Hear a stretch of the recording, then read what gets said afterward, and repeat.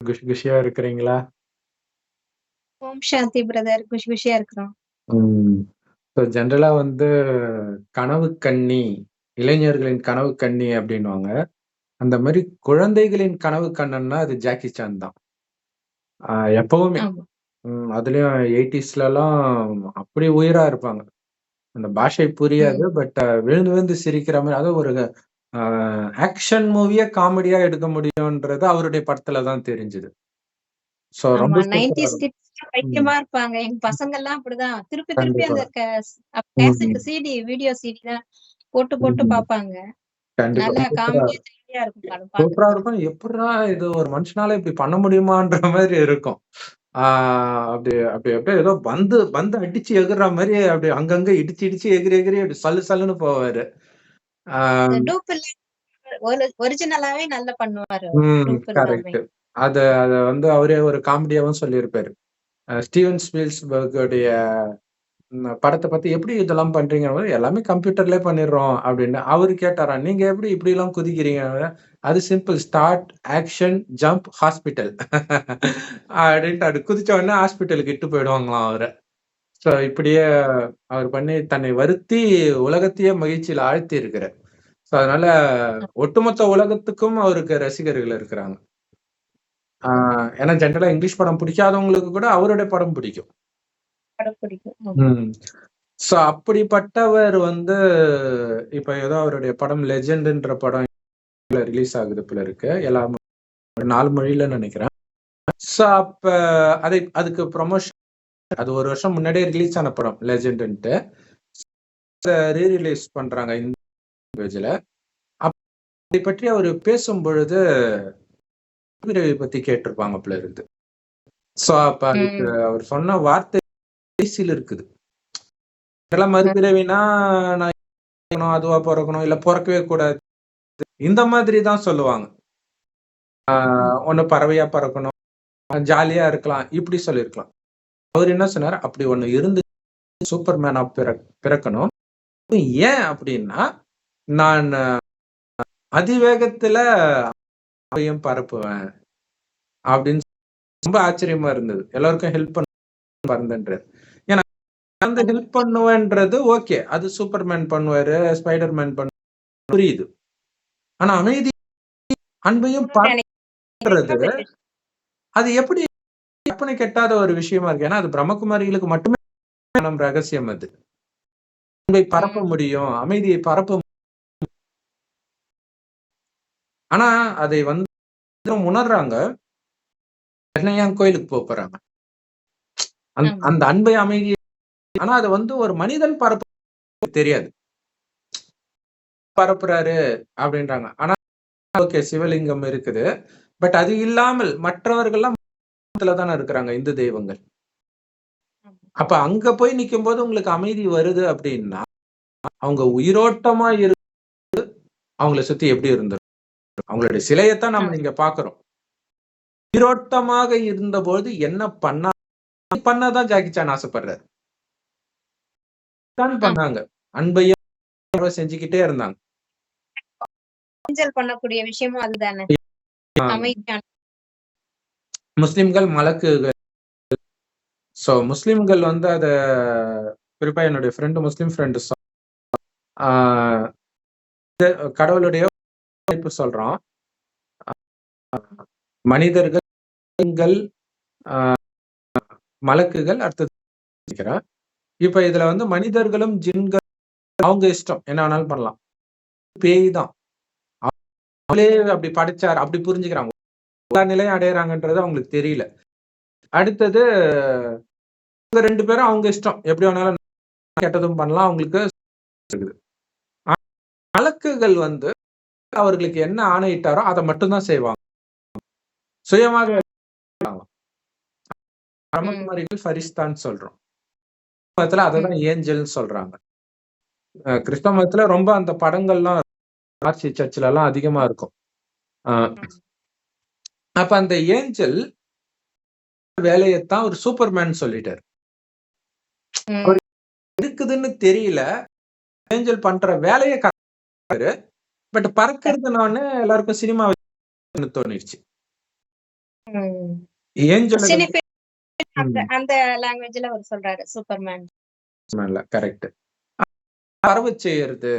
அப்ப அப்படி பிறப்பாங்களா அப்படின்னா, இப்ப இந்த உடலை விட்டு நீங்க வெளியில போகாமலே அது பண்ண, இங்க இருந்துகிட்டே நீங்க ஒருத்தங்க கஷ்டப்படுற அப்படின்னா உங்களால அந்த துக்கத்தில அல்லது மறக்க முடியாத இன்னைக்கு வந்து திரும்புற பக்கம் எல்லாம் மனநலம் ஆயிடுச்சு. எனக்கு தெரிஞ்ச ஒரு சகோதரன் சின்ன வயசுல இருந்தே அவங்களுக்கு மனநலம் அதுல ஒரு 10வது ஒரு டியூஷன் வாத்தியார் வந்து அவங்க கிட்ட இருக்கிறாங்க. இப்ப அவங்களுக்கு 40 வயசு ஆகுது. ஏதோ இன்னைக்கு ஒப்பிக்கிறாங்க. இப்படி பண்ணாரு மார்கரெட் வந்து இதை இவன் வந்து எனக்கு இதை சொன்னான் அப்படின்ட்டு அந்த ஸ்கூல் டைம் இருக்கிறார். நம்ம என்ன பேசினாலும் இதேதான் பேசுறாங்க.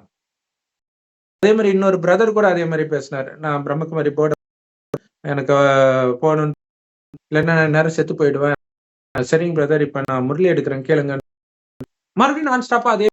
அப்பதான் எனக்கே புரியுதோ இவருக்கு இது வந்து கண்டினியூஸா ஒரு விதத்துல இந்த மனநலம் பாதிப்பு நடக்குன்னா ஒரு தாங்க முடியாத மைண்டால தாங்கிக்க ஒரு விஷயம் ரிப்பீட் ஆகுது. அது உடல் ரீதியா ஏற்றத்திற்கு நல்லதுன்றதுக்காக அப்படி பண்ண விட்டுறாங்க. இல்லைன்னா அந்த எண்ணம் திரும்ப திரும்ப அவங்களை சாகடிக்கும். அதனால அப்படி ஆயிடுறாங்க.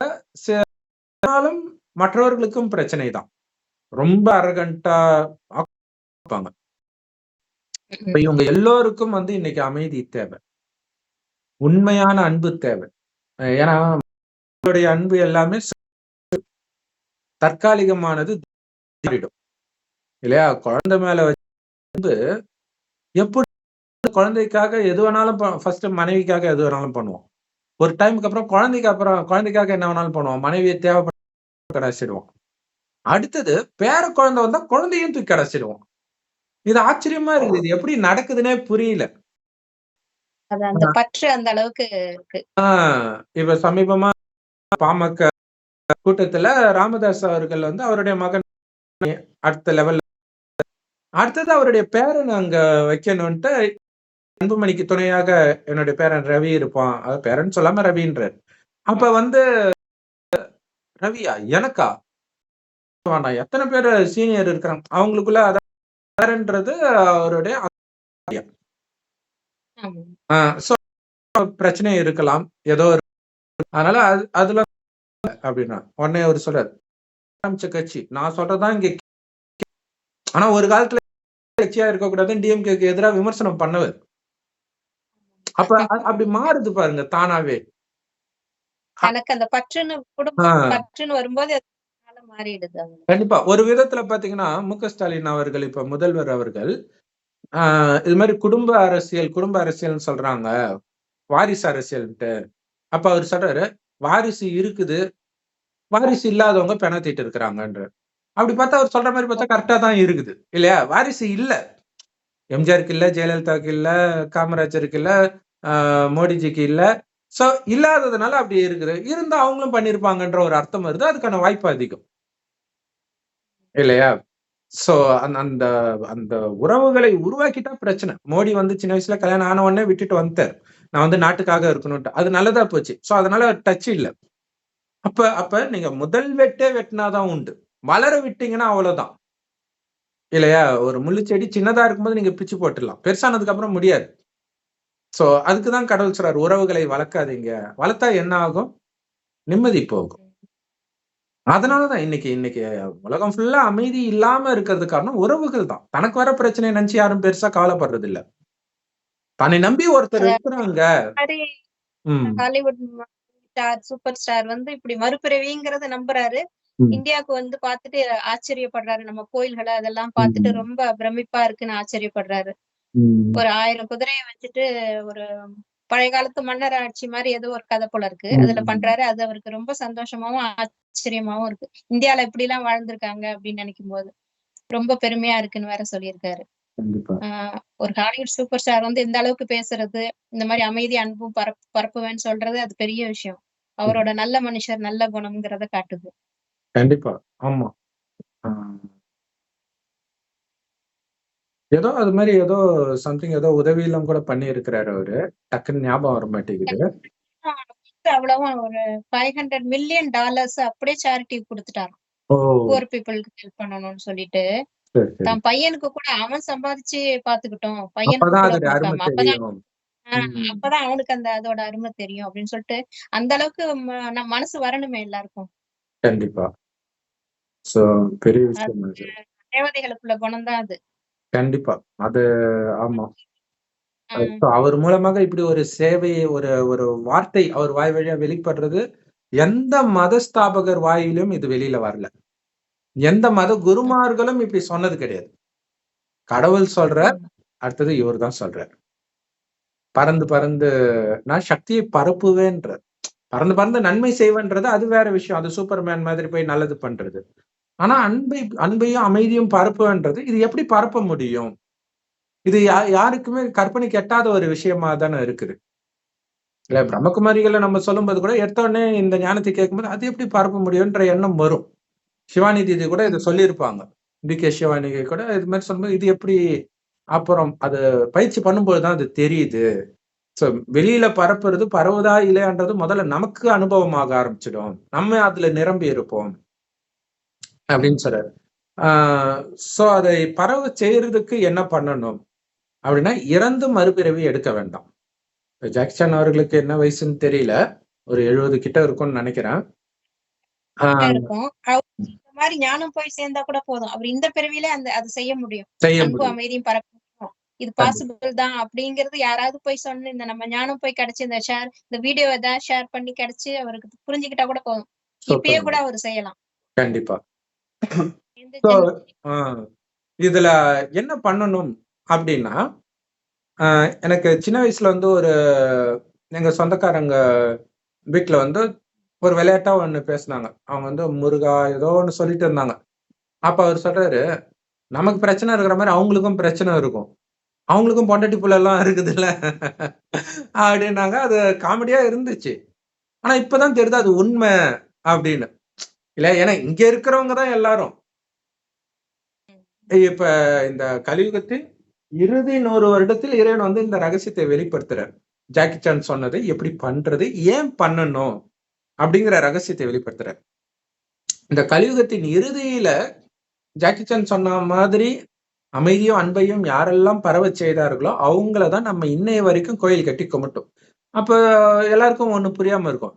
இனிமேல் தான் பண்ணவே போறாங்க. அதுக்கு எதுக்கு முன்னாடியே கோயில் கட்டணும்னு. சோ அதுக்கு தான் இது தெரிஞ்சுக்கணும். இது காலச்சக்கரம். இதுல முதல் பாதி சொர்க்கம், அடுத்த பாதி நரகம். நரகத்தின் இறுதியில இறைவன் சிவபெருமான் அவரை தான் பரமபிதா அல்லான்னு சொல்றோம். கடவுள் ஒருத்தர் தான். ஒரு வயோதிகர் உடலை வந்து இந்த ஞானத்தை கொடுத்து நமக்கு ஜாக்கி சான் சொன்ன மாதிரி சக்தி பரவச் செய்யறது எப்படி அப்படின்னு கத்துக் கொடுக்கிறார். கத்துக் கொடுத்து அவங்க இதை செய்யறாங்க. அது மட்டும் இல்ல, சொர்க்கம் உருவாயிடுது. சொர்க்கத்துக்கும் போயிடுறாங்க. சொர்க்கம் போய் மீண்டும் 2500 வருஷம் கழிச்சு இதே பூமி நரகமாகும் போதுதான் துக்கமே வரும். சொர்க்கத்துல துக்கமே இருக்காது. வெறும் ஆனந்தம் தான். துக்கம் வரும்போது தானா முதல்ல சிவனுக்கு கோயில் கட்டுவாங்க. கடவுளுக்கு கோயில் கட்டுவாங்க. அடுத்தது இந்த சேவையை இப்ப அவர் சொன்னபடி யாரெல்லாம் பண்ணாங்களோ அவங்களுக்கெல்லாம் கோயில் கட்ட ஆரம்பிப்பாங்க. சோ அதுதான். அப்ப நம்ம இப்ப இதுவரைக்கும் வழிபட்டது முந்தைய கல்பத்தில் இந்த 5000 வருடத்தை ஒரு கல்பம். முந்தைய கல்பத்தில் யாரெல்லாம் அந்த சேவை பண்ணாங்களோ அவங்களுக்கு. ஆனா முந்தைய கல்பத்தில் யார் பண்ணார்களோ அவர்களே தான் இப்பவும் இந்த ஞானத்தை எடுத்து மீண்டும் பண்ணுவாங்க. ஏன்னா இந்த 5000 வருடத்தில் என்ன நடக்குதோ அதேதான் திரும்ப திரும்ப நடக்கும். அப்படின்னா என்ன அர்த்தம்னா ஜாக்கி சான் முதல் முறையாக இதை பேசல. ஒவ்வொரு கல்பத்திலும் இந்த நேரம் பேசுறார். இதை பற்றி நாமளும் வீடியோ போடுறோம். அதுதான் பிரமிப்பான விஷயம். அப்ப பாருங்க கடவுள் வந்து யார் வாய் வழியா இந்த ஞானத்தை எடுத்துட்டு வர வைக்கிறாரு பாருங்க. ஆல்ரெடி ஃபேமஸா இருக்கிறவங்க மூலமா எடுத்துட்டு வர வைக்கிறார். இல்லாட்டினா நம்ம கூட இப்ப நம்மளா பேசும்போது அது பெருசா யாரும் கேட்க மாட்டாங்க. ஜாக்கி சான் சொன்னாருன்னு போது என்ன அப்படின்னு தோணும் இல்லையா? அப்படி ஒரு வாய்ப்பை கடவுள் உருவாக்குறார். அவர் மூலமாக அதாவது பைபிள்ல ஒரு வார்த்தை வரும். அவன் வாயில் வார்த்தையை போட்டேன் அப்படின்னு இருக்கும். அப்படிதான் இருக்குது. ஜாக்கி சான் பேசுனதை பார்க்கும்போது.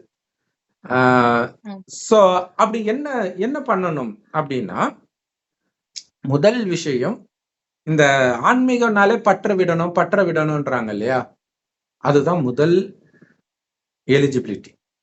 ஏன் பற்ற விடணும்னா, நான் சொன்னேனே சின்ன வயசுல எங்க சொந்தக்காரங்க சொன்னாங்களே, அவங்களுக்கே பொண்டாட்டி புள்ள இருக்கும். அவங்க கவலைய விட்டுட்டு எப்படி உங்க கவலைய சரி பண்ணுவாங்க? அந்த கவலை இருக்கக்கூடாதுன்றதுக்காக பற்ற விடணும். பற்ற தான் விட சொன்னாரு. பொண்டாட்டிய விட சொல்லல. குழந்தைய விட சொல்லல. கணவன விட சொல்லல. குடும்பத்திலேயே தான் இருப்பீங்க. எல்லாம் பார்த்துக்குவீங்க. பற்று மட்டும் பட்டுட்டு அந்த கரெக்ட். இறைவன் தான் அவங்களுக்கு பொறுப்பு. நான் அவரோட வேலைக்காரன். இது அவரோட குடும்பம். அவருடைய குழந்தைய பார்த்துக்கிறதுக்கு ஒரு வேலைக்காரனா என்ன நியமிச்சிருக்கிறார். நான் இல்லன்னா வேலைக்காரனை வச்சு அவர் பார்த்துக்குவாரு. அது அவர் பொறுப்பு. அத பத்தி நான் கவலைப்பட தேவையில்ல. ஆனா எனக்கு கொடுக்கப்பட்ட வேலையை வேலைக்காரனாக நான் சரியா பண்ணணும். அப்ப அங்க பற்று கட்டாகுது. பணிவும் வரும், மரியாதையும் இருக்கும். இது இருந்தா சண்டையே வராதே குடும்பத்துல.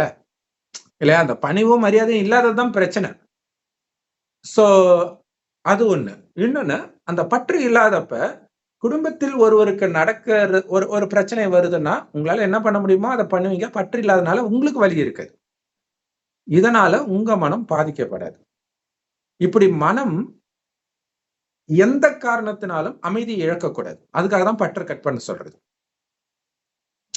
அடுத்தது, நீங்க ஆனந்தமா இருக்கணும். நீங்க ஆனந்தமா இருந்தா தான் ஆனந்தத்தை பரவச் செய்ய முடியும். நீங்க அமைதியா இருந்தா தான் அமைதியை பரவச் செய்ய முடியும். சோ இப்ப எப்படி அமைதியும் ஆனந்தத்தையும் அடையிறது? ஒண்ணு பற்று காரணம், அத கட் பண்ணணும். ஆனா அத எப்படி கட் பண்றது? சொல்றது ஈஸி. கட் பண்ணிடலாம். சொல்லலாம். ஆமா, இறந்தவங்க வர முடியாது இல்ல. அப்புறம் எதுக்கு அத நினைக்க? இதெல்லாம் சொல்லலாம். ஆனா முடியலையே. அதனால தானே மென்டல்லாம் ஆகுறாங்க. என் கணவன் இல்லாத வாழ்க்கைய வாழவே எனக்கு பிடிக்கலன்றாங்க. ஒரு சகோதரி கமெண்ட் போட்டிருக்காங்க. ஒரு 20 வருஷமா ஏதோ வாழ்ந்திருக்கிறாங்க போல இருக்கு. 24 வருஷம்னு நினைக்கிறேன். கணவன வேலைக்கு கூட அனுப்புனது இல்லையாம். நான் கணவனுக்கு ஒரு அம்மாவா இருந்து பார்த்துக்கிட்டேன். லவ் மேரேஜ் போல இருக்கு. சோ அவரு இறந்துட்டாரு. எனக்கு குழந்தைங்க இருக்குது. இருந்தாலும் எனக்கு வாழ பிடிக்கல கணவன் இல்லாத உலகத்துல. இது ஒரு வித்தியாசமா இருக்குது. இல்லையா? அந்த ஏன்னா பெண்ணுக்கு வந்து அந்த பற்று தான் மிகப்பெரிய எதிரி. சோ அப்படி சொல்றாங்க. சோ அப்ப அவங்களே நிம்மதி இல்லாம இருக்கிறாங்க. என் கணவனை ஒரு முறையாவது பார்க்க முடியுமா? பார்க்க முடியுமா? இந்த நிலையில இருக்கிறவங்களால சக்தி கொடுக்க முடியாது. அதாவது அவங்களால கொடுக்க முடியாதுன்னு இல்ல. இந்த ஸ்டேஜ்ல இருக்கிற வரைக்கும் கொடுக்க முடியாது. அப்ப இதை விட்டு வெளியில வரணும். அப்ப என்ன பண்றது? அப்படின்னா, ஒண்ணு உறவே உருவாக்கலன்னா பிரச்சனை கிடையாது. துக்கம் வராது. ஆனா இப்ப ஆனந்தம் வரணும்னா, ஆனந்தத்தின் ஊற்று கடவுள். அன்பின் கடல், ஆனந்தத்தின் கடல், அமைதியின் கடல் கடவுள் தான். சிவபெருமான் தான். அவரு செம்பன் நிறமான ஒளி உலகத்துல நட்சத்திரம் மாதிரி ரூபத்துல ஒரு சின்ன புள்ளி, கண்ணுக்கு தெரியாத ஒளிப்புள்ளி. ஆனா குணத்தில் கடலாக இருக்கிறார். அதே மாதிரி நீங்களும் ஆகுங்க. ஏன்னா நீங்க என்னுடைய குழந்தைன்ற. நாம இந்த பூமிக்கு வர்றதுக்கு முன்னாடி நாமளும் அதே மாதிரி ஒளிப்புள்ளியாக, ஆத்மாக்களாக அங்கதான் இருந்தோம். நம்மள மாதிரியே தான் அவரும் இருப்பார். ஒரே வித்தியாசம், அவரு குணக்கடலா இருக்கார். நம்மளும் குணக்கடலா மாத்துறாரு. இந்த கடைசி 100 வருடம் நம்மளையும் மாத்துறாரு. அடுத்தது இந்த பூமிக்கு சொர்க்கத்துக்கு வருவோம். கடவுள் வர்றது கிடையாது. சொர்க்கத்துக்கு வர்றது கிடையாது. மறுஜென்மம், ஜென்மம் எதுவுமே கிடையாது. ஜென்மம் எடுக்கிறார். கடைசியில எடுக்கிறாரு. அதுவும் தாயின் கர்ப்பத்துல கிடையாது. நேரடியா பிரவேசிக்கிறார். அதோடைய நினைவு தான் சிவராத்திரி. சிவன் கலியுக இரவில், அஞ்ஞான இரவில் வந்ததுனால சிவராத்திரின்னு சொல்றோம். இப்ப இங்க சொர்க்கத்தில் வருபவர்கள், குறிப்பாக ஆரம்பத்துல வரவங்க கடவுளுக்கு ஈக்குவலா பரிசுத்தமா இருப்பாங்க. அன்பு கடலா இருப்பாங்க, அமைதி கடலா இருப்பாங்க, ஆனந்த கடல், குணக்கடல் எல்லாமே இருப்பாங்க. ஆனால் கொஞ்சம் கொஞ்சமா குறைஞ்சுக்கிட்டே வரும். கடவுள் குறையவே மாட்டார். அதனாலதான் அவரை கடல் சொல்றோம். நாம வந்து மாறிக்கிட்டு இருக்கோம். இது சொல்லுவாங்களா, மாற்றம் ஒன்றே மாறாதது. ஓரளவு தான் அது ரைட்டு. ஏன்னா எல்லாமே மாறக்கூடியது. மாறாதது கடவுள் மட்டுமே. இது ஆக்சுவலா ஒரு மலேசியன் சாங்கே வந்தது. ஒரு 5, 6 வருஷத்துக்கு முன்னாடி ரொம்ப ஹிட். இது மாறும், இது வறண்டு போகும், இது போகும், ஆனால் மாறாதது ஓம் நமச்சிவாயமே அப்படின்ட்டு ஒரு சகோதரர் பாடியிருப்பார். ரொம்ப சூப்பரா இருக்கும். அவங்க நாமத்தை மட்டும் சொல்லிட்டாங்க. பட் கடவுள் குணத்தில் எப்பவுமே அப்படியே இருப்பார். அதனாலதான் நம்ம குணம் கெட்டு கெட்டு கெட்டு கெட்டு அனைத்தையும் இழக்கும் பொழுது மீண்டும் அதே குணவான் வந்து அவருக்குள்ள இருக்கக்கூடிய அந்த குணத்தினால நம்மை நிரப்பி மறுபடியும் போயிடுவார். இந்த வேலைதான் அவருடைய வேலையே. கடைசியில வர்றது கடவுள் தான். இயேசுவோ எல்லாருமே இங்கேதான் இருக்கிறாங்க. மறுஜன்மம் எடுத்துட்டு இங்கேதான் இருக்கிறாங்க. ஆனா மேல இருந்து வருபவர் கடவுள் தான். அந்த ஞானத்தை கொடுத்துட்டு போயிடுவார். பரமாத்மா ஆத்ம உணர்வுலே அவர் ஆத்மாவே இருக்கிறார். சதாசிவம். அதான் ஆத்மாவோட பேரே சிவம் தான். அவரைதானே கர்த்தர் அல்லாஹ் அப்படின்னு சொல்லிட்டு இருக்கிறோம். கண்டிப்பா அவர் என்னைக்குமே ஆத்ம உணர்வுல இருக்கிறதுனாலதான் அந்த அன்பு, அமைதி, ஆனந்தம் எல்லாம் அப்படியே குறையாம இருக்குது இருக்கு. இருக்குது. நம்மளையும் அதே ஆத்மாவுடைய மாதிரி ஆத்ம உணர்வுக்கு வாங்க அப்படின்னு சொல்றாரு ஆத்மாவுடைய உண்மையான குழந்தைங்க. குணமே அதுதான். இப்ப நம்மை சொல்றாரு, இந்த உடலை இயக்கக்கூடியது ஆத்மா தான். அதுதான் கண் வழியா பாக்குது, வாய் வழியா பேசுது, எல்லா காரியத்தையும் பண்ணுது. அப்படின்ற உணர்வு இயல்பாகவே சொர்க்கத்துல இருந்துச்சு. எப்ப அதை நீங்க மறக்கறீங்களோ, அப்பதான் வெளி உலக கவர்ச்சியில மயங்கினீங்க. ஏன்னா, ஆத்மால கவனம் இருக்கும்போது சதா ஆனந்தமா இருப்பீங்க. ஆத்மாவுடைய உண்மையான குணம் ஆனந்தம். ஆத்மால கவனம் இருக்கும்போது ஆனந்தத்துக்கும், அமைதிக்காகவும் நீங்க வெளியில தேடல. அதனாலதான் வெளியில போய் இந்த படம் பார்த்தா ஆனந்தம், வாட்டர் ஃபால்ஸ் போனா ஆனந்தம், இந்த மாதிரி எல்லாம் சுத்திக்கிட்டு இருக்காங்க. இல்ல கோயிலுக்கு போறது இதெல்லாம் அமைதியை தேடிட்டு இருக்கிறாங்க. ஆனா அதோடைய ஊற்றே நீங்க தான். அந்த ஒரு சினிமா பாட்டு வருமே, இருக்கும் இடத்தை விட்டு இல்லாத இடம் தேடி எங்கெங்கோ அலைகின்ற ஞானத்தன்மை. அந்த மாதிரி அமைதியை தேடி எங்கெங்கயோ போறோம். நீங்களே அதன் ஊற்றுதான். ஏன் இப்ப அமைதி இல்லைன்னா, நான் ஆத்மான்றதை மறந்துட்டீங்க. உடம்பு நினைச்சிட்டு உடல் மூலமாக புலனின்பத்தை அடைவதில் உங்களுடைய கவனம் போயிடுச்சு. அது வெளியில உள்ள விஷயத்தை தேடி வரும். இப்ப வெளியில இருக்கிற எதுவுமே உங்களுக்கு நிரந்தரமாக அன்பை கொடுக்காது. இப்ப உதாரணத்துக்கு உங்களுக்கு பிடித்த ஒரு அசைவ உணவே சாப்பிட்டா கூட எவ்வளவு நேரத்துக்கு அந்த சுவை இருக்கும்? ஃபர்ஸ்ட் ஒரு 4-5 வாய் தான் அந்த சுவை இருக்கும். அதுக்கப்புறம் நாக்கு மறுத்து போயிடும். அந்த டேஸ்ட் இருக்காது. நீங்களா சும்மா சாப்பிட்டுட்டு இருக்க வேண்டியதுதான். அப்ப ஏமாத்திடுது அது. சரி, ஓகே, முடிஞ்சிடுச்சு. இனிமேல்ட்டு நான் அதை சாப்பிடவே மாட்டேன் நான் பிரியாணிய அப்படின்னா, மறுபடியும் கொஞ்ச நேரம் கழிச்சு மறுபடியும் உங்களை அதை தேடி போக வைக்கும். இப்படிதான் அது ஏமாத்திட்டு இருக்குது. இங்க எடுத்துட்டு போகணும், இங்க எடுத்துட்டு போகணும், அலைஞ்சுக்கிட்டே இருக்க வேண்டியதுதான். இப்ப நம்ம மனசும் அலையுது. நம்ம மனசை திருப்திப்படுத்திட்டாலும், நீங்க திருமணம் பண்ணிட்டீங்கன்னா உங்க கணவனை திருப்திப்படுத்துறது, மனைவியை திருப்திப்படுத்துறது, குழந்தையை திருப்திப்படுத்துறது செத்தே போயிடும். திருப்திப்படுத்தவே முடியாதுன்ற ஒரு நிலைமைக்கு வந்துடும். அதனாலதான் இந்த உறவுகளை வேண்டான்ற. ஏன்னா உலகம் வேற ரொம்ப மோசமா இருக்கு இல்லையா? குழந்தைங்களாம் அந்த கார்ட்டூனை பார்த்துட்டு அதுல இருக்கிற மாதிரி நடந்துக்கிறாங்க அப்பா அம்மா கிட்ட. அது அப்பா அம்மாவை நக்கல் பண்ணுது, குழந்தைங்களும் அதே பண்ணுது. ஏன்னா அதுங்களுக்கு கத்துக் கொடுக்குற டீச்சரா இன்னைக்கு மொபைல் போன் ஆயிடுச்சு. சோ அப்ப குழந்தைங்க ஒரு பெரிய சேலஞ்ச் அப்பா அம்மாவுக்கு. இப்ப அவங்க நிம்மதியை கெடுக்கிற ஒரு மிகப்பெரிய குட்டி சாத்தான்னுவாங்களே, அப்படி இருக்கிறாங்க குழந்தைங்க. ஆனாலும் குழந்தை பெத்துக்காம இருக்கிறது கிடையாது.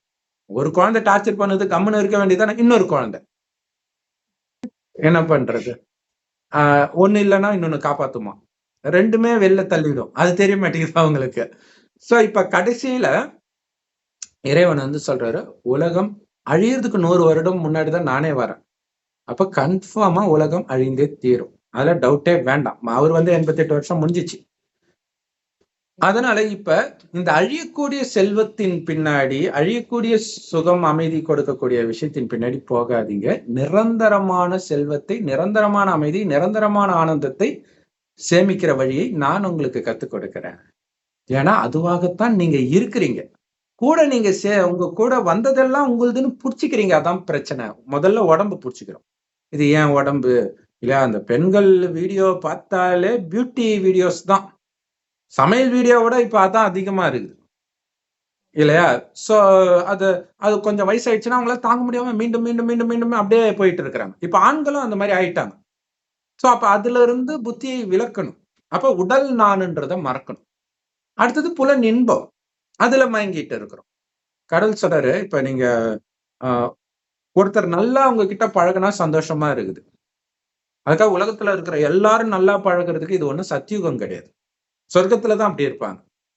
அப்ப குறிப்பாக அந்த வீட்டுல பொத்தி பொத்தி வளர்க்கிறதே ஒரு பெரிய தப்புன்னு இப்ப நிறைய பேர் சொல்ல ஆரம்பிச்சுட்டாங்க. ஏன்னா வெளியில சேலஞ்ச் கிடைக்கும் போது அவங்களால தாங்க முடியல அப்படின்றாங்க. ஏன்னா அது அப்படி இருக்காது. அது மாறும் தான். உலகம் மாறிக்கிட்டே இருக்கும். சோ அப்ப கடவுள் சொல்றாரு, என்னதுன்னு முதல்ல உடம்பே நானுன்னு நினைச்சிட்டோம். அது நான் கிடையாது, என்னது. அவ்வளவுதான். எனக்கு தற்காலிகமா கொடுக்கப்பட்டிருக்க ட்ரெஸ், ஆத்மாவுடைய ட்ரெஸ். அதை கூட என்னதுன்னு கூட நினைக்காதீங்கன்ற. ஃபர்ஸ்ட் அது நான் கிடையாது. இன்னொன்னு என்னதும் கிடையாதுன்னு நினைச்சுக்கோங்க. வெறும் ஆத்மா ஒலிப்புள்ளியா நான் இருக்கிறேன்னு நினைச்சுக்கோங்க. உடல்னு ஒண்ணு இருக்கிறதே மறந்துடுங்கன்ற. இப்ப என்னை நினைவு பண்ணுங்கன்ற. இல்லையா? என்னுடைய அப்பாவுக்கும் உடம்பு இல்லை, அவரும் ஜோதி, நானும் ஜோதி. அதனாலதான் ஜோதி வழிபாடு இருக்கிறதுக்கு முக்கியமான காரணமே. சோ அப்ப இறைவனை நினைக்கிறோம். எப்படி நினைக்கிறோம்? அவருடைய ஒளி புள்ளியா இருக்காரு. அத மனக்கண்ணுல பார்க்கும் பொழுதே அவருடைய குணமும் வருது. இப்ப நம்ம ஒருத்தரை நினைக்கிறோம்னா அவர் என்னென்னலாம் பண்ணாருன்னு சேர்த்துதான் நினைப்போம். இப்ப ஒரு அம்மாவோ அப்பாவோ இறந்துட்டாங்கன்னா அவங்க உருவத்தை நினைச்சு அழல. அவங்க என்னென்னலாம் பேசுனாங்க இதெல்லாம். அப்ப அந்த உருவத்தோட சேர்ந்து வருது இல்லையா? அந்த மாதிரி இறைவன் என்னென்னலாம் பேசினாருன்றது உங்களுக்கு ஞாபகம் வரும். எப்ப வரும்? அவர் பேசுறதெல்லாம் கேட்கும்பொழுது. அவரு ஒரு வயோதிகர் உடல்ல வந்து பேசுறாரு. அவருக்கு பிரம்மான்னு பேர் வைக்கிறார். அவர் வாய் வழியாக கொடுக்கிற ஞானம் தான் முரளி அப்படின்னு சொல்லுவோம். எல்லா பிரம்மகுமாரிகள் ராஜயோக தியான நிலையத்திலும் முற்றிலும் இலவசமா கிடைக்குது. யூடியூப் வெப்சைட்ஸ்ல இருக்கு.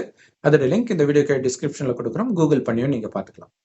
சோ அந்த முரளியை படிக்க படிக்க அது இறைவன் பேசுறது, நேரடியா பேசுறது. எதையும் பார்த்து ஒரு வேதத்தை வச்சு கீதையை விளக்கம் கொடுக்கிறது, ராமாயண விளக்கம் அதெல்லாம் கிடையாது. அதெல்லாம் மனிதர்கள் பண்ற வேலை. சித்தர்கள் இதை படிக்கிறது எதுவும் கிடையாது. தானாக அவர் வாயை திறந்தால் ஞானம் தான் வரும். அதனாலதான் சிவன் தலையிலே கங்கையை சுமந்து இருக்கிறான்னு சொல்றது என்னன்னா, ஞானத்தை கங்கையோட ஒப்பிட்டு இருக்கிறாங்க. தண்ணி வர கங்கை கிடையாது. அவர்கிட்ட அந்த ஞானம் இருக்குது. உடலே இல்லாத அந்த ஒளி புள்ளிக்குள்ள அதுலதான் மனம் புத்தி இருக்கு. அதுலதான் அந்த ஞானமும் இருக்குது. அதை சமஸ்காரம்ன்றோம். அதை கொடுத்துக்கிட்டே இருக்காரு. அதான் ஞானத்தின் கடலாக இருக்கிறார் அவர். சோ அப்ப அதுல பாத்தீங்கன்னா சும்மா சாதாரணமா நீங்க எடுத்துக்கிட்டாலே சொர்க்கமா இருந்தது நரகம் ஆயிடுச்சு. அனைத்தையும் இழந்துட்டோம். நம்ம குணமும் கெட்டு போயிடுச்சு. இப்ப குணத்தை மாத்திக்கிட்டீங்கன்னா அனைத்தும் வந்துடும்ன்ற ரகசியத்தை 1 நாள் இல்ல, 2 நாள் இல்ல, 3 நாள் இல்ல, 1 வருஷம் இல்ல, 2 வருஷம் இல்ல, 100 வருஷம் ஒரு நாள் விடாம சொல்லிக்கிட்டே இருக்கு. இல்லையா? நம்ம ஒருத்தர்கிட்ட ஏதோ ஒரு பொருளை இங்க வையின்னு சொல்றோம். 2வது தடவையும் இப்படி வையணும். 3வது தடவையும் வைக்கலைன்னா கடுப்பை திட்ட ஆரம்பிச்சிடும். அவர் எவ்வளவு அமைதி இருந்தா அவருக்கு தெரியும். நம்ம அவரு சொல்றது நமக்குள்ள வேலை செய்யறதுக்கே பல வருஷம் ஆகும்னு அவருக்கு தெரியும்.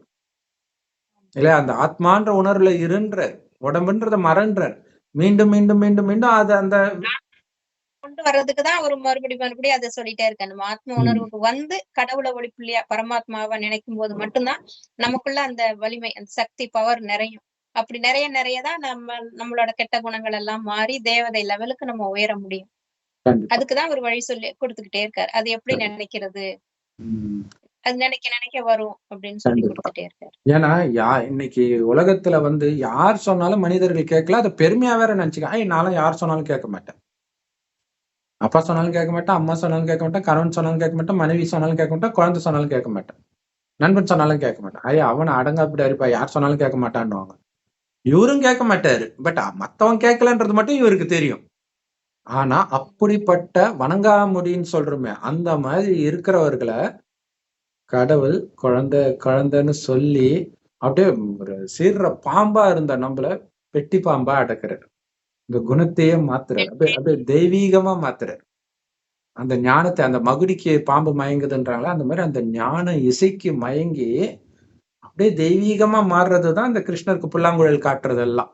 அது உண்மையில் இறைவன் கொடுக்கிற ஞான இசை. அது இதை கேட்டுத்தான் கிருஷ்ணராகவே பிறக்கிறாங்க. மற்றபடி கிருஷ்ணர் வந்து இந்த ஞானத்தை நாம கேட்டு ஆத்மாக்கள் கண்டிப்பா. சோ இப்ப இறைவனுடைய ஞானத்தை கேட்க கேட்க ஆனந்தம், இறைவனை நினைக்க நினைக்க இன்னும் ஆனந்தம். ஆனா அதை நினைக்கிறதுக்கு கடவுளை எல்லா மதத்தினரும் நினைக்கிறாங்க. என்ன வித்தியாசம் பிரம்மகுமாரிகள்ல அப்படின்னா, கடவுள் எப்படி இருக்கிறாருன்னு கரெக்டா தெரிஞ்சு நினைக்கிறோம், எங்க இருக்கிறாருன்னு தெரிஞ்சு நினைக்கிறோம். எல்லாத்தையும் விட மிக முக்கியமானது, இதுவரைக்கும் நீங்க உடம்புன்னு நினைச்சு உடல் தேவைக்காக கடவுளை நினைச்சீங்க. ஆனா இப்ப உடல் என்பதை மறந்து ஆத்மான்னு உணர்ந்து முதலாக கடவுளை நினைக்கிறோம். ஆத்மாவின் தேவைக்காக நினைக்கிறோம் இல்லையா? ஆத்மாவுக்குள்ள சக்தி போயிடுச்சு, அந்த ஆத்மாவுக்குள்ள சக்தியை நிரப்புறோம். இதுதான் கடவுளுடைய வேலையே. அப்ப ஒரு அன்பு, அமைதி, ஆனந்தம் எல்லா சக்தியும் நமக்குள்ள நிரம்புது. மெயினா தூய்மைனா என்ன அர்த்தம்னா, ஒண்ணு காமம் இல்லாம இருக்கிறது மெயினா.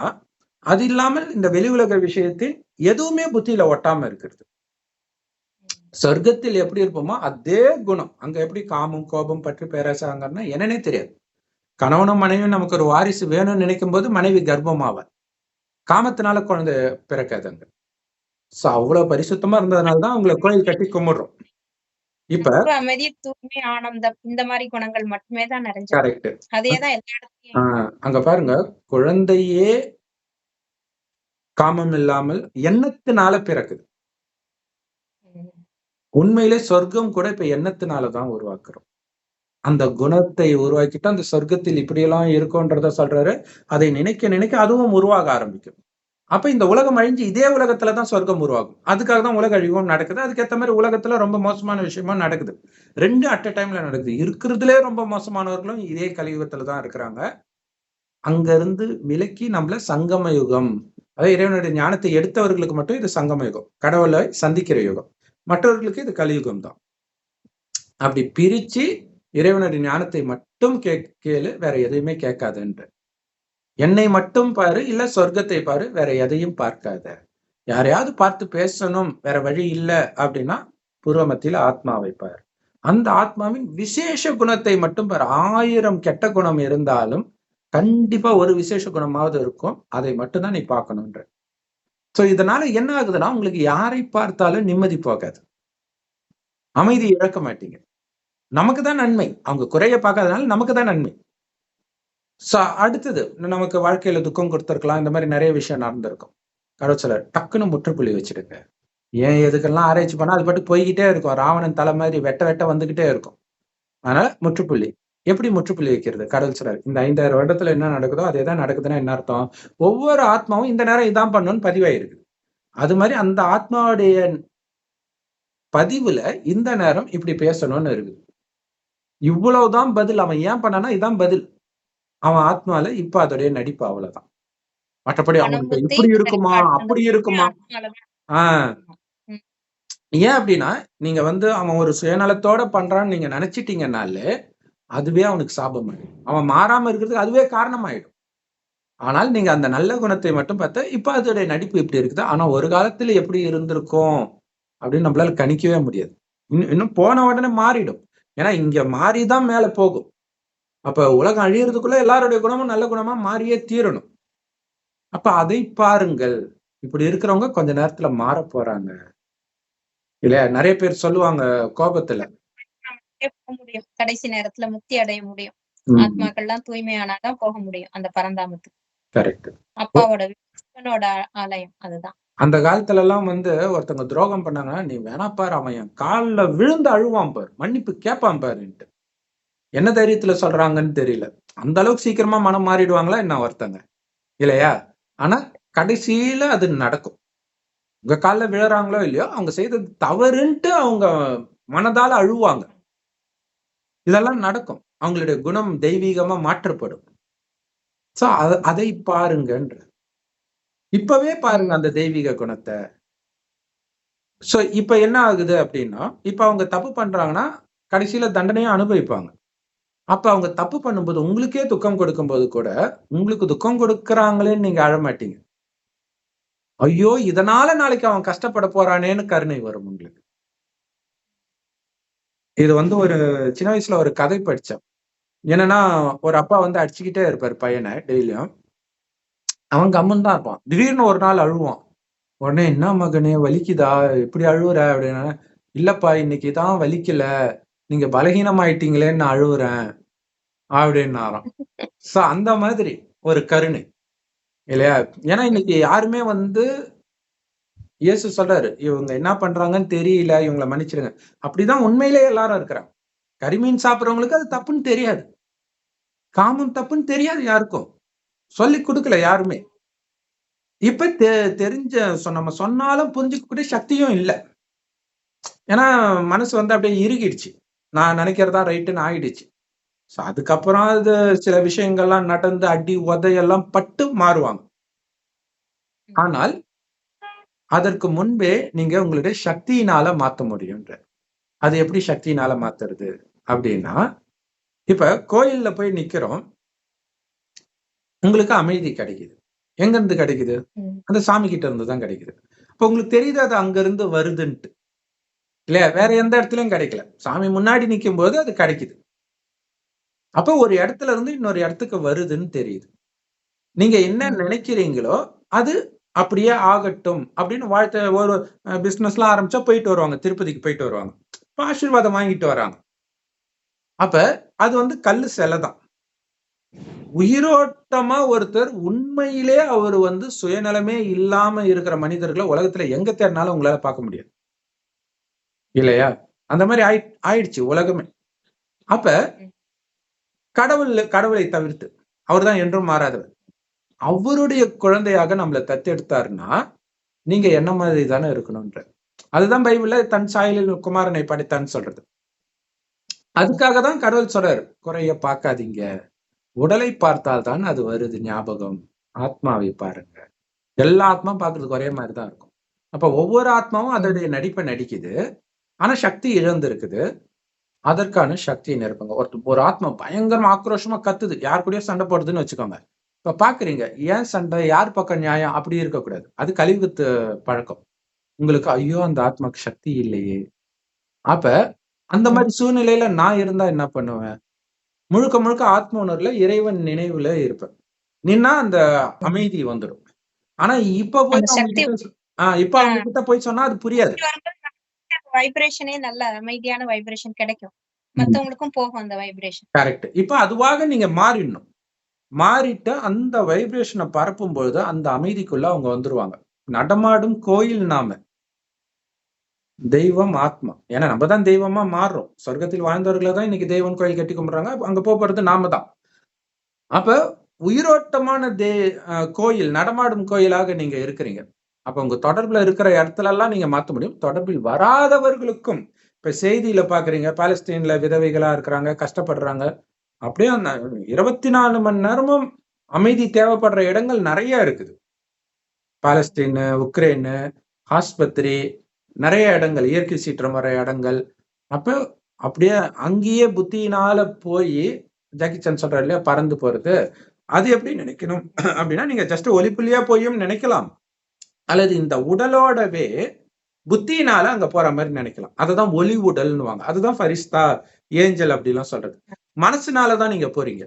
மனசுனால அங்க போய் அப்படியே மேலே நின்னுட்டு கூட அப்படியே சக்தி கொடுக்குறீங்க.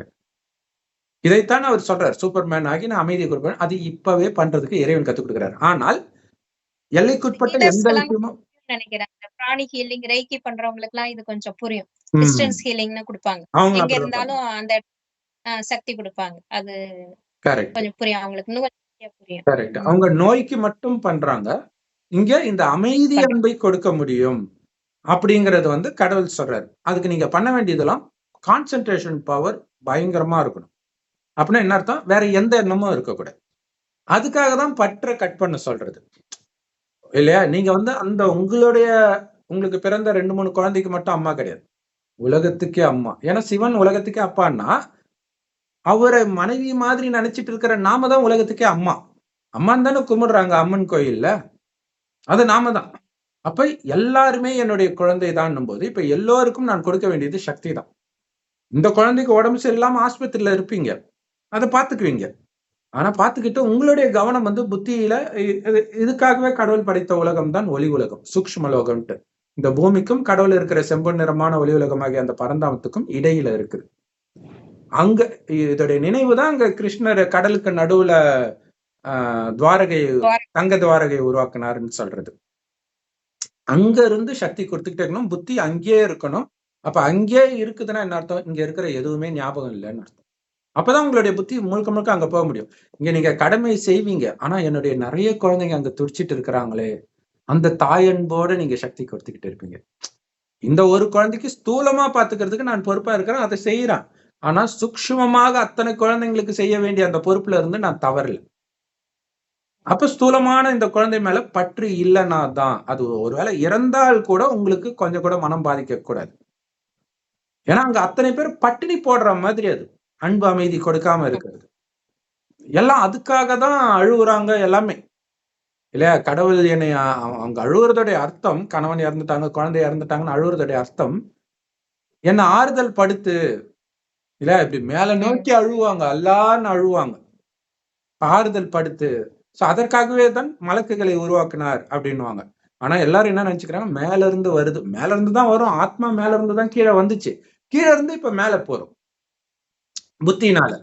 ஆனா இதே ஒரு டைம்க்கு அப்புறம் நம்ம இறந்துட்டோம்னு வச்சுக்கோங்களேன், மறுஜென்மம் கண்டிப்பா உண்டு, சொர்க்கத்துல போய் பிறக்க போறோம். ஆனால் சொர்க்கம் இன்னும் உருவாகல, இந்த உலகம் அழிஞ்சுதான் சொர்க்கம் உருவாகும். அது வரைக்கும் என்ன ஆகும்னா, டக்குன்னு நீங்க அங்கேயே அந்த சூக்ஷ்ம லோகத்திலேயே இருக்கிற பயிற்சி பண்ண உடலை விட்டோடனே டக்குன்னு நீங்க அங்கதான் போவீங்க. ஏன்னா நீங்க எந்த அளவுக்கு அங்க இருக்கிற பயிற்சி பண்ணணும்னா அங்க இருந்து கீழே வரவே உங்களுக்கு பிடிக்க கூடாது உடம்புல இருக்கும்போதே. அப்பதான் உடலை விட்டோடனே டக்குன்னு அங்க போயிடுவீங்க. அந்த பலூனை கட் பண்ணி விட்டால சல்லுன்னு பறந்துருமே, அப்படி போயிடுவீங்க. அங்க போய் அந்த அமைதி அன்பை கொடுத்து சக்தியை, குறிப்பா தூய்மையின் சக்தியை கொடுத்து இந்த ஞானம் அவங்க புரிஞ்சுக்கணும். உலகம் ரொம்ப மோசமா ஆகும். அப்பயும் புரிஞ்சுக்க முடியாம இருப்பாங்க இல்லையா, அந்த தூய்மையின் அதிர்வலைகள் டக்குன்னு அவங்கள யோசிக்க வைக்கும். நம்ம பண்றது தப்பு இல்லை, ஏன் இதுக்காக நாம பண்ணோம் அப்படின்னு தோணும். இப்போ பெரிய பெரிய கோடீஸ்வரர்களும் திடீர்னு அந்த சொத்து நிலச்சரிவுல போகுது, கரண்ட் போயிடுது, ஏடிஎம் போயிடுது, எல்லாமே கட் ஆயிடுதுன்னா ஃபுல்லா காலி. அப்ப யோசிப்போம் நம்ம வாழ்க்கை வீணாக்கிட்டுமேன்ட்டு. இப்ப என்ன சொன்னாலும் யோசிக்க மாட்டாங்க. சோ அந்த நேரம் யோசிப்பேன். அந்த யோசிக்கிறதுக்கு நீங்க கொடுக்குற சக்தியும் ஒரு காரணம். இல்லாட்டினா ஐயோ கஷ்டப்பட்டு சேர்த்தது போச்சேன்ற வலி இருக்கும். ஆனா அந்த யோசிக்கிறது வந்து நீங்க கொடுக்குற அந்த தூய்மையின் சக்தி வந்து அவங்கள அப்படியே ஆக்கிரமிக்கும். ஆக்கிரமிச்சு அந்த நெகட்டிவ் எல்லோரும் அந்த நெகட்டிவ் வைப்ரேஷனை பரப்புவாங்க அந்த துக்கத்தினால. அப்ப ஒவ்வொருத்தருக்கும் ஒரு ஷீல்டு மாதிரி, இந்த கந்த சஷ்டி கவசம்ன்றாங்களே ஒரு கவசம் வரும்ட்டு, அதை நாம தான் கொடுப்போம் எல்லோருக்கும். அதனாலதான் அந்த அந்த முருகனும் பாத்தீங்கன்னா நாம தான், கடவுளுடைய குழந்தையாகவும் மனைவியாகவும் இருக்கிறது நாம தான். அப்ப அந்த சக்தியை கொடுத்துக்கிட்டே இருப்போம். இங்க சக்தி கொடுக்கும் பொழுது நான் தமிழ்நாட்டை சார்ந்தவன், நான் தமிழனுக்கு கொடுக்க போறேன் இப்படி நினைச்சாலே உங்களால கொடுக்க முடியாதுன்ற. நான் தமிழன், நான் இந்து, நான் இந்தியன், எந்த எல்லையும் இருக்கக்கூடாது. கடவுள் ஒருத்தர் தான் உலகத்துல உள்ள எல்லாருக்கும். ஆப்பிரிக்காக்காரனா இருக்கட்டும், அமெரிக்காக்காரனா இருக்கட்டும், நாஸ்திகனா இருக்கட்டும், முஸ்லிமா இருக்கட்டும், இந்துவா இருக்கட்டும், எல்லாருக்கும் கடவுள் ஒருத்தர் தான். அப்ப அவரு எப்படி எல்லோருக்கும் பொதுவானவரோ அவருடைய குழந்தையும் அப்படித்தான் இருக்கும். அப்ப ஒட்டுமொத்த உலகத்துக்கும் நான் சக்தி கொடுக்கிறேன் அப்படின்ற அந்த நிலையை நீங்க அடையும் பொழுது யாருக்கெல்லாம் உங்களுடைய சக்தி தேவையோ அது உங்களுக்கு காட்சியாக தெரியும். அல்லது அவங்க கூப்பிடுறது உங்களுக்கு கேட்கும்ன்ற, எதிர இருந்து கூப்பிடுற மாதிரி கேட்கும்ன்ற, உடம்புல இருக்கும் பொழுதே. அமெரிக்கால ஒருத்தன் கத்துவான், ஆனா இங்க பக்கத்துல கேட்கிற மாதிரி கேட்கும். உங்களுக்கு காட்சியும் தெரியும். நீங்க அப்படியே இங்க இருந்து சக்தியை நிரப்பிட்டு இருப்பீங்க. கடவுள் வந்து அவருடைய வேலையை நமக்கு பண்ண வச்சு நமக்கு உயர்ந்த பதவி சொர்க்கத்துல கொடுக்கிறார். அந்த கருணை, இதுக்கு நீங்க ஒரு பைசா செலவு பண்ண தேவையில்லை இல்லையா? அந்த அந்த கருணை தான் ஆத்ம உணர்வுல. அப்ப இந்த பற்றை விட்டதே உலகம் முழுவதும் காப்பாத்துறதுக்காக, அதுக்காக தான் அதை விடுறோம். சோ அப்படி நீங்க வந்து சக்தியை கொடுக்க கொடுக்க கொடுக்க கொடுக்க ஒவ்வொரு ஆத்மாவா வந்து எப்படியாவது அவங்களுக்கு ஞானம் போயிடும். அப்ப கடைசியில அந்த அமைதியில இறைவனை நினைக்க ஆரம்பிப்பாங்க. ஏன்னா கான்சென்ட்ரேஷனோட தானே நினைச்சு ஆகணும். அப்ப அந்த அமைதி தேவை அவங்களுக்கு. அப்ப ஜாக்கி சான் சொல்றார் உலகம் ஃபுல்லா அமைதி தேவைன்ட்டு. ஒரு சில இடங்கள் அப்படி இருக்குது, இன்னும் ஒட்டுமொத்த உலகமும் அப்படி மாறல. சோ அந்த அமைதியை இப்ப கொடுக்கணும். எப்பயுமே மாறிடுச்சுன்னு கூட சொல்லலாம் இல்ல. யார் நிம்மதியா இருக்கிறாங்க? கொஞ்சம் ஒரு சிலர் கம்மியா இருக்கு, ஒரு சிலருக்கு அதிகமா இருக்குது. சோ இதை நீங்க உடல்ல இருந்துகிட்டும் கொடுக்கலாம், உடலை விட்டு பறந்து பறந்தும் கொடுக்கலாம். அப்ப அந்த ஃபரிஸ்தாவு ஒரு விதத்துல அந்த சூப்பர்மேன் இதெல்லாம் கூட, இது பாருங்க, அந்த சூப்பர்மேனை வைத்து இந்த விளக்கம் கொடுக்கிறதுக்கு கூட ஒரு காரணமாக இருக்கலாம். அப்படி ஒண்ணு படைச்சது மனிதனுக்கு அது தோணுது இல்ல, இந்த ஞானத்தை புரிய வைக்கிறதுக்கு அது ஒரு ஈஸியா இருக்குது. இப்ப அவங்களுக்கு வந்து சூப்பர்மேன் சொன்னாதான் புரியும் இல்ல. கடவுள் நம்பிக்கை இல்ல, எந்த மதமும் இல்லைன்றவங்களுக்கு அது அததானே சொல்ல முடியும். சோ எந்த கோயில்ல அந்த சிலைகளை பார்த்தாலும் ஒரு அமைதி நிம்மதி வருதுன்னா அது செய்யறது சிவபகவான் தான், சிவபெருமான் தான், கர்த்தர் அல்ல. அவங்கதான் செய்யறாங்க, அவங்க மூலமா செய்யறாங்க. அந்த சரி இந்த குழந்தை ஆசையா அதை போய் பாக்குது, நிம்மதி வேணும்னு போய் கேக்குது, அந்த நிம்மதி கொடுப்போம் அப்படின்னு அந்த சிலை வழியா கொடுக்கற மாதிரி பண்றாரு. பண்றதெல்லாம் அதே மாதிரி நம்ம மூலமாக கடைசியில நடக்கும் உயிரோட்டமாகவே. ஆனா உங்களுடைய புத்திய மட்டும் லைன் வேற எதுவுமே ஞாபகம் இருக்கக்கூடாது கடவுளை தவிர. கடவுள் நான் சொர்க்கத்துக்கு போறேன், உலகம் ஃபுல்லா அழிச்சிட்டு போறேன். அப்ப அவங்கள ரெடி பண்ணணும். அதனால்தான் நீங்க ராமாயணத்துல பாத்தீங்கன்னா அந்த சராயு நதியில மூழ்கின உடனே அவர் விஷ்ணுவா போகும்போது அவர் சொல்லுவாரு, நான் மட்டும் போய் என்ன பண்ண போறேன், என் மக்கள் எல்லாம் வரணும்னு. சோ அதுதான் நம்ம பண்ணிட்டு இருக்கிறது. சோ இறைவன் வந்து ஒருத்தர் உடல்ல வந்து இந்த ஞானத்தை கொடுக்கிறார். அவருக்கு பிரம்மான் பேரு. அவர் தான் சொர்க்கத்தில் விஷ்ணு ஆக போறவர். அவர் உடம்பை விட்டுட்டார். 92 வயதுக்கு மேல அவர் சரீரத்தை விடுறாரு. 92, 96 வயதுல. அப்ப அவரு தனியா எங்க சொர்க்கமும் உருவாகல. சொர்க்கத்துல எல்லாரும் தானே இருப்பாங்க. அப்ப சொர்க்கத்துல எல்லாரையும் உருவாக்குறதுக்காக அந்த சூக்ஷ்ம லோகத்திலே இப்பயும் இருக்கிறேன். அதனாலதான் இந்த கருடனையே பார்த்துக்கிட்டு இருப்பாங்க. கருடன்ல விஷ்ணு பறந்துகிட்டே இருக்கிறாரு அப்படின்னு சொல்றதெல்லாம் இதுதான். இந்த பிரம்மா அங்க விஷ்ணு ஆக போறாரு. விஷ்ணு ஆனப்புறம் பறக்க போறது கிடையாது. பிரம்மா தான் பறக்க போறார். அதனாலதான் பிரம்மா அன்னப்பறவை வாகனத்துல பறந்ததாக அந்த கதை வரும். யார் பெரியவன்ட்டு விஷ்ணுவுக்கும் பிரம்மாவுக்கும் போட்டி வரும்போது இவரு பறப்பாரு. ஆனா விஷ்ணு பஞ்ச அவதாரத்துல கீழே கீழே போயிட்டு இருப்பாரு. இன்னும் பாதாளத்துக்கு. ஏன்னா சொர்க்கத்துல விஷ்ணு ஆன பிறகு கொஞ்சம் கொஞ்சமா இறங்கிட்டு தான் வரும். இப்ப இந்த கடைசி வருடம் தான் நம்ம ஏறுறோம். சோ மிக அற்புதமான நேரம் இது. சோ இந்த வீடியோ எப்படியாவது ஜாக்கி சானுக்கு போகணும். இங்கிலீஷ்லயும் கண்டிப்பா நம்ம போடுவோம். சோ உங்களுக்கு புரியணும், அது ரொம்ப முக்கியம் இல்லையா? புரிஞ்சுக்கிட்டு அருகில் உள்ள பிரம்மகுமாரிகள் ராஜயோக தியான நிலையத்துக்கு அவசியம் போங்க. முற்றிலும் இலவசம். யூடியூப் வெப்சைட்ஸ்ல இருக்கு. ஏற்கனவே சொன்ன மாதிரி நீங்க பிரம்மகுமாரிஸ் முரளின்னு போட்டீங்கன்னா வரும் எல்லா லாங்குவேஜ்லயும். அதை அவசியம் கேளுங்கள். சாரம் இதுதான். ஆத்மான்னு பரமாத்மா நினைவிலேயே இருக்கணும். நினைக்கதான் மற்ற எல்லா கவர்ச்சியில இருந்தும் புத்தி விலகும்.